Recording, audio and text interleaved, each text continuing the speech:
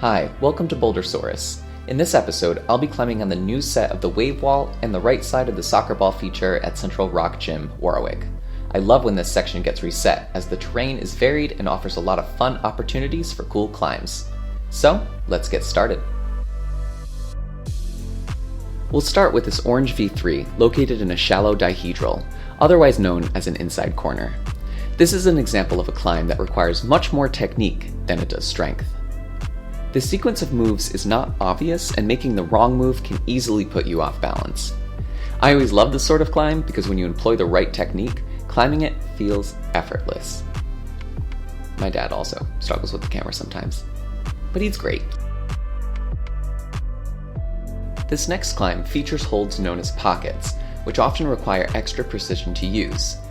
These pockets, however, are pretty easy because of their size, but it's not uncommon to find pockets that can only accommodate 2 or 3 of your fingers. I like these holds because I have tiny little baby fingers and have no trouble fitting my fingers into the holds. The last hold on this climb isn't the best, so instead of using it, I opt to jump to the top of the wall instead. This purple V4 features holds somewhere between a crimp and a pocket. These slots require a lot of precision as well. The reason that this climb is more difficult than the previous climb is that most of the moves require more commitment. You'll notice that when I move between holds, one of my feet will be lifted from a foothold. This extra bit of movement requires more strength to control. The wall also gets steeper the closer you are to the top, which can be quite tiring. This pink V5 features holds that are somewhere between a sloper and a pinch. They feel comfortable at the start of the climb, but get progressively harder to use as the wall steepens at the top. You'll notice I spent a lot of time twisting my body to ensure I'm in a good position to grab these holds. The goal is to stay as close to the wall as possible to make the best use of the hold surface area. The crux of this climb is at the top, where you must traverse on these slopey holds. You'll notice I have to adjust my grip on the holds to continue to keep my body close to the wall. I liked this climb.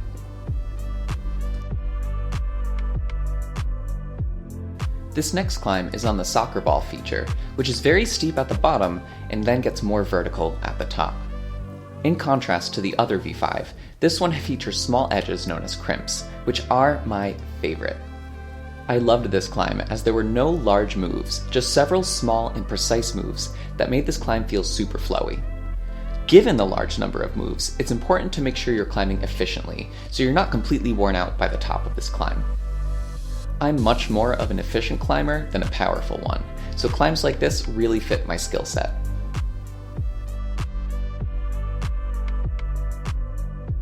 This blue V6 is located on an arete, which is also known as an outside corner, the opposite of a dihedral. Arete climbs require compression strength, the same muscles you'd use for a hug. Given I hate hugs, arete climbing isn't one of my strongest points, as you can see by the few times I almost lose my feet from not compressing enough. These large pinches are quite slippery, but they're mixed with more secure crimps to make the climb manageable. It's a short climb, but it packs a punch.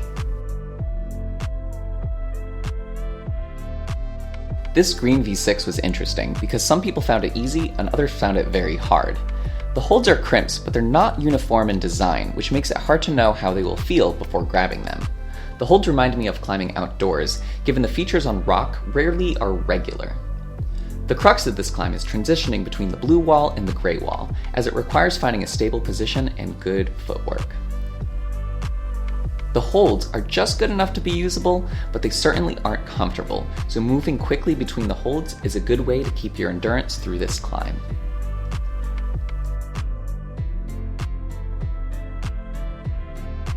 This climb was probably my favorite on the set, because it required careful thought and flawless technique. This climb attempts to throw you off balance at many points, and it was fun to figure out how to find the best movement. The beginning of this climb is easy, but it gets hard right here when you have to transition to the big sloper. It's super easy to fall off here. Reaching the crimpy undercling is another move that requires a lot of careful positioning too. It's not over yet, as it's super easy to fall off the last move if your feet are not set in the right position. Good job, Steve. He's the root setter. The yellow V8 was my project for this session. You'll see how I break down a hard climb into sections to master all the moves without wasting too much energy. I tried a few moves in isolation before this, but this was my first real attempt. There are no footholds for the first half of the climb, so finding out where to press your feet on the wall is a challenge. As you can see here, I didn't feel secure enough to go for the big move. I then tried this part in isolation to build up my confidence. I found getting both hands on this hold, called a match, would be another challenge for me. From here, I tried the top half of the climb and found out the second half was easier for me, which is good news. I knew if I could get to this point, I could probably finish the climb. It's important that when I do the first half of the climb, I save enough energy to make the end of the climb feel as easy as it did here. Sometimes, when in isolation, it'll feel a lot easier than it is once you're really tired from doing the first part of a climb. From here, I try to link the different sections together, making my moves more efficient each time. The challenge with a hard boulder like this is being able to have enough strength to make it to the end. Between these attempts, I learned that I needed to keep both of my feet on the gray wall. I was able to link together the first two parts of the climb, but I readjusted my hands and slipped right off.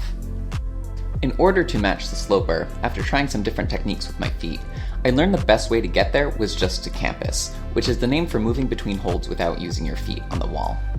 Unfortunately, on this attempt, I didn't commit as much as I needed to and just barely missed getting this crimp.